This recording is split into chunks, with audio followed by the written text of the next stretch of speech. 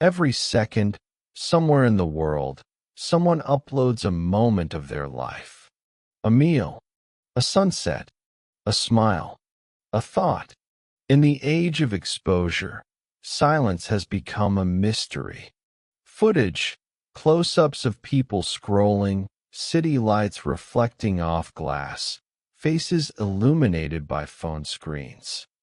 We've built a world where existence is measured in visibility. If you're not online, are you even there? A young man scrolls through his feed, his eyes tired, his thumb automatic. Dozens of lives fly past his screen. People he barely knows, yet somehow feels close to. He doesn't post. He never does. But he sees everything. There are people like him everywhere. The ones who observe but don't perform. They exist quietly in a world of noise, like shadows in a room full of mirrors. Cinematic slow-motion footage, crowded streets, flashing advertisements, notifications popping up.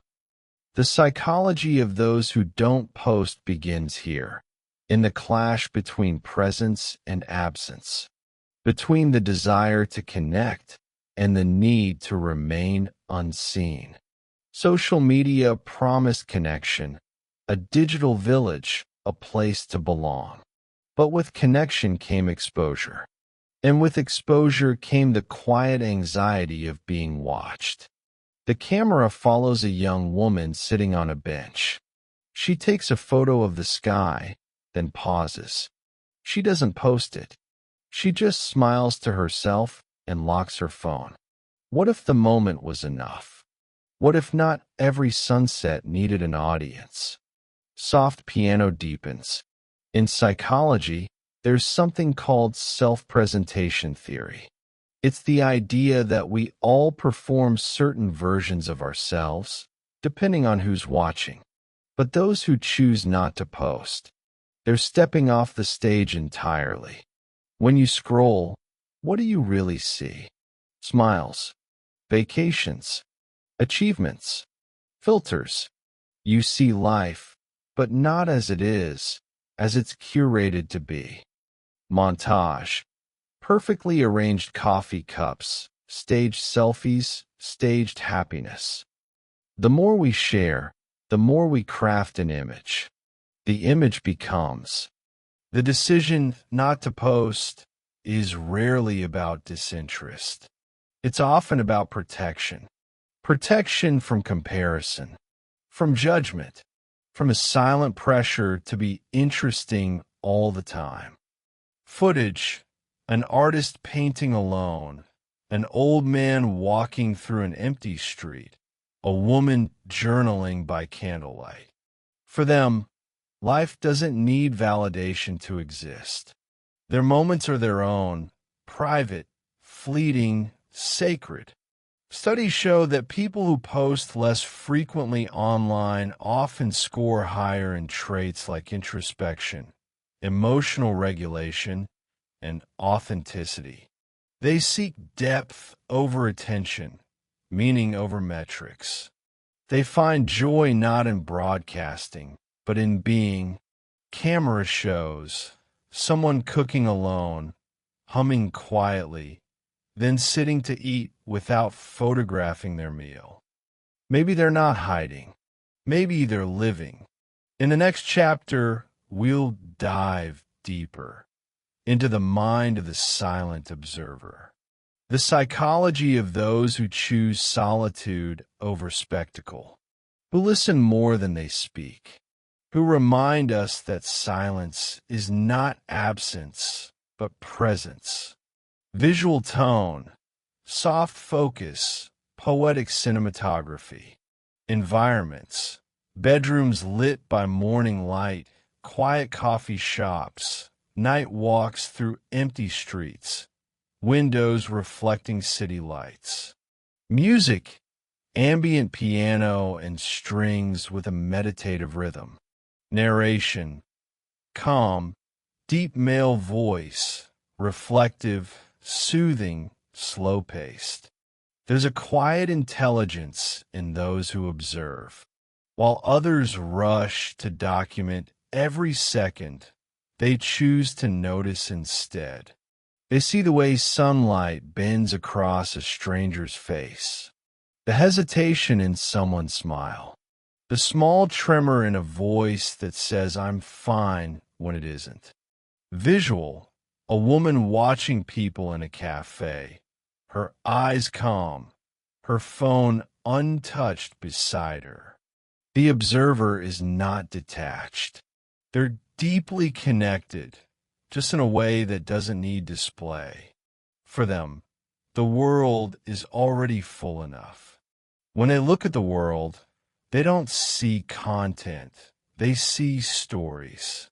Every face holds a secret, Social media has become a mirror we can't stop looking into, but it's also a mask we can't stop wearing. Montage. Faces reflected in phone screens, distorted selfies, filters shifting expressions.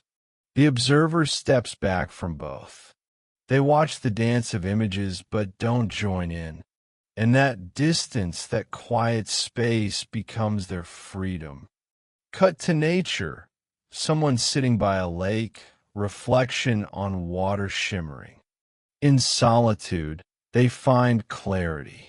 And clarity is the rarest luxury in a world addicted to noise. Observers tend to process experiences internally rather than externally. Their satisfaction comes from reflection, not reaction. They think before they speak. They feel before they act. They understand before they share.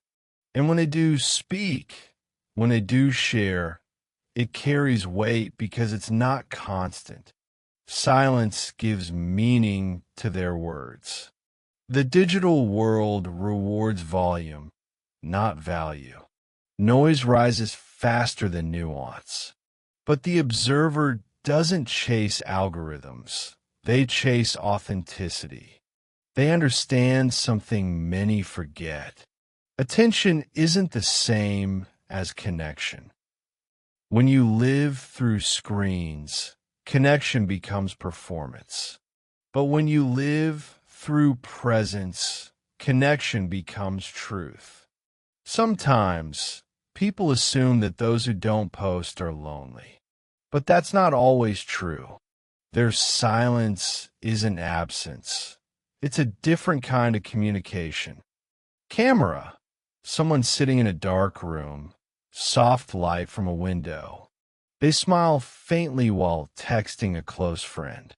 They value intimacy over visibility.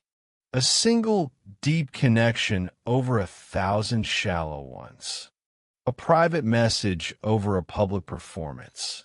Loneliness, for them, isn't the lack of people, it's the lack of meaning. They know how to be alone without feeling empty. In psychology, solitude is often seen as a space for restoration. It allows the brain to reset, to organize memories, to process emotions. Those who don't post often create this solitude intentional. People living simple lives, cooking, smiling, breathing. And in that simplicity, they find something rare: contentment. The digital world promises immortality, but it also steals the beauty of impermanence. The ones who don't post live in the real, where sunsets fade, laughter ends, and that's what makes it beautiful. They don't need a photo to remember. They remember by being there. They've traded digital permanence for emotional presence. Visual, a group of friends watching a sunset without phones, quiet smiles, the light fading. From the silent, we learn restraint. From the unseen, we learn depth. They remind us that not every feeling needs to be shared. That peace isn't found in the spotlight. but in the shadows. Their way of being whispers an ancient truth. That life is not a performance. It's an experience. And sometimes the most profound way to participate is to simply observe. Visual, slow pan across nature, wind moving leaves, birds flying, sunlight breaking through clouds. Perhaps the real revolution isn't in the next viral post, but in choosing not to post at all. To step back from the digital stage is to reclaim your soul from an audience that was never really watching. The psychology of people who don't post on social media is not about fear, but freedom. Not about withdrawal, but awareness. They are not behind the times. They are ahead. They've found the courage to live unfiltered. They are not invisible. They're just finally quietly real. Every quiet person online is, in a way, rebelling against a culture of constant exposure. Their silence is not weakness. It's strength disguised as invisibility. They are not escaping the world. They are experiencing it differently. Where others rush to record, they linger. Where others speak to be seen, they listen to understand. They remind us of something ancient. That life is meant to be lived, not broadcast. In the next chapter, we'll go deeper into the emotional core of digital silence. Why some people find peace in invisibility, and what the rest of us can learn from them. Fade out slowly with ambient music, soft city lights, and the sound of gentle rain. What are we afraid of when we don't post? The question sounds simple, but beneath it lies an entire ocean of emotion. Maybe it's not fear of technology. Maybe it's fear of being seen, truly seen. Visual, close-up of a person hesitating to upload a photo, finger hovering over the share button. Because being seen means being judged. Being known means being vulnerable. And vulnerability in the digital age is dangerous. Social media turned human connection into performance. Every post, a line in a script. Every caption, a crafted sentence. Every photo, a chosen mask.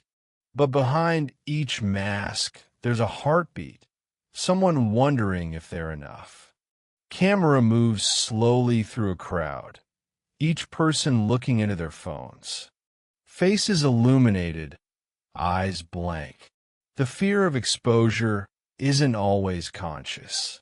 It lives quietly, in hesitation, in overthinking, in the small decision to stay silent instead of sharing. In psychology, this fear connects to evaluation apprehension, the anxiety of being judged by others. The less you post, the less you expose. The less you expose, the safer you feel. For many, the internet feels like a glass room, transparent but inescapable. You can be seen from every angle, yet never truly known. So they withdraw. They protect their stories. Carl Jung once said, "The most terrifying thing is to accept oneself completely." On social media, this truth multiplies because the internet doesn't forgive imperfection. For those who don't post, their silence is sometimes a boundary, a way to protect the parts of themselves they're still learning to accept. Footage, a man writing in a private journal, a woman sitting in the dark beside her sleeping cat. They don't want to be misunderstood, reduced, or misrepresented. The fear of exposure is the fear of losing ownership over your own identity. So they keep their stories close, their emotions guarded, their faces unseen. Visual tone, moody, introspective, slightly darker. Cinematic imagery, dimly lit rooms, reflections in mirrors, people hiding faces behind screens, rain on windows, city nights. Music, low ambient drones with emotional piano, minimal reverb. Voice, deep male narrator, slow pacing, emotional but controlled tone. They say the truth will set you free. But in the digital age, truth can also make you vulnerable. Visual, a person typing a caption, hesitating, then deleting it before posting. Behind every unposted thought lies a quiet fear, not of being unseen, but of being too visible, too understood, too exposed. The fear of exposure isn't paranoia. It's a modern instinct, born from the awareness that every post, every word, every image becomes permanent. In psychology, we call this self-consciousness under surveillance. The idea that you are always being watched and judged, even when no one is there. Cut to slow footage of security cameras, glowing phone screens, scrolling feeds. For those who don't post, it's not rejection of the world. It's protection of the self. When you look at a screen, it looks back. Every post creates a reflection, and that reflection shapes how others see you. But what happens when the reflection no longer feels like you? Visual, montage of faces shifting through filters, smiles. We fear exposure because exposure invites perception, and perception is rarely truth. When others see you, they don't see your thoughts. They see an interpretation shaped by their own biases, their own wounds. To post is to surrender a part of your identity to public imagination. Those who don't post choose to keep their story unedited, unseen, but intact. Research shows that the constant awareness of being observed increases anxiety and self-censorship. People begin to think not as themselves, but as their audience expects them to. In that sense, silence becomes liberation. Visual, someone deleting social apps, placing phone face down, stepping outside into daylight. They're not running away. They're returning to the unfiltered version of themselves. Every post is a risk. Every like is a reward. Every silence is a punishment. The human brain, wired for validation, begins to crave the tiny bursts of dopamine that come from digital attention. But what if you stop feeding the algorithm? What if you step outside its logic? For many who don't post, this is exactly what they've done. They've broken the loop. They no longer measure self-worth by numbers, hearts, views, followers. They've redefined validation, not as visibility, but as peace. Visual, close-up of someone closing their eyes as sunlight hits their face. And in that peace, they rediscover something sacred, privacy. Ironically, the less they share, the more real they become. Their boundaries make them whole. They no longer seek to prove their existence. They simply exist. They've learned that vulnerability doesn't always mean public confession. Sometimes it means protecting the parts of yourself that the world doesn't deserve to see. Visual, abstract close-ups of eyes, fading into sunlight filtering through curtains. They hold their pain quietly, not because they're hiding, but because not every emotion needs an audience. The digital world asks us to be transparent, but transparency without boundaries is exposure, and exposure without purpose is exhaustion. The quiet ones understand this. They draw lines, invisible but powerful. They know that privacy isn't secrecy, it's sanity. In a culture obsessed with being seen, invisibility becomes an act of courage. It takes strength to exist without performance, to let life happen without proof, to walk through the world without announcing every step. They have nothing to hide, only something to protect, their inner world. Visual, a forest trail, someone walking alone, camera follows from behind. Their silence is not absence. It's presence without spectacle. In the next and final chapter, we'll explore the power that comes from this silence, the hidden wisdom of those who remain unseen, and how their quietness might hold the cure to our modern exhaustion. Fade out slowly with soft piano and ambient wind. Visual style, calm, warm, poetic. Settings, nature, minimal rooms with sunlight, morning cityscapes, ocean waves, people journaling, meditating, or simply existing quietly. Music, gentle piano, evolving ambient soundscape, emotional crescendo near the end. Voice, deep, calm, emotional male narration with slow rhythm. Silence is not empty. It's full of things we've forgotten how to hear. Visual, someone walking barefoot on sand, wind moving through their hair, eyes closed, breathing deeply. We live in a world that celebrates volume, where louder seems stronger and visibility equals success. But the quiet ones remind us, true power doesn't shout, it whispers. When you stop posting, something begins to shift. The mind slows down. The noise inside your head fades. Suddenly, the world feels wider, and your thoughts clearer. This is the paradox of silence. The less you express outwardly, the deeper you feel inwardly. Psychologically, silence restores the prefrontal cortex, the part of your.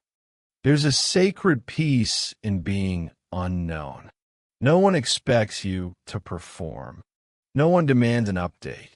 You simply exist, whole and undisturbed. In that peace, authenticity returns. You rediscover who you are without the audience. This isn't isolation, it's liberation. Music swells gently. Strings join the piano. When you step away from the noise, you start hearing the subtle truths. The sound of your breath, the pulse of your thoughts, the weight of your presence. In every era, wise people have withdrawn from the crowd, not out of arrogance, but out of awareness. Monks, philosophers, poets, they all understood that clarity comes in quiet. Today, those who don't post are the quiet monks of the digital age. They practice detachment not in temples, but in timelines. Visual, people walking through forests, closing laptops, sitting in candlelight. They've realized that not every thought deserves to be shared. Some feelings are too fragile for the internet's noise. They let moments live and die naturally, like leaves falling in autumn. Modern research supports what ancient wisdom always knew. Silence improves self-awareness, empathy, and mental health. It strengthens our ability to be present. Those who live quietly often report higher satisfaction, lower anxiety, and stronger real-world relationships. In a sense, by disconnecting, they reconnect to reality, to others, to themselves. Visual, a couple laughing softly at home, no phones visible. Children playing outside. People reading, drawing, resting. Silence has a language. It speaks through patience, through presence, through peace. Those who understand it communicate differently. They listen more. They notice tone, energy, pauses, the space between words. Online, silence is misunderstood as absence. But offline, silence is full of meaning. When someone chooses not to post, they're not saying I don't care. They're saying I'm living. Visual, slow motion of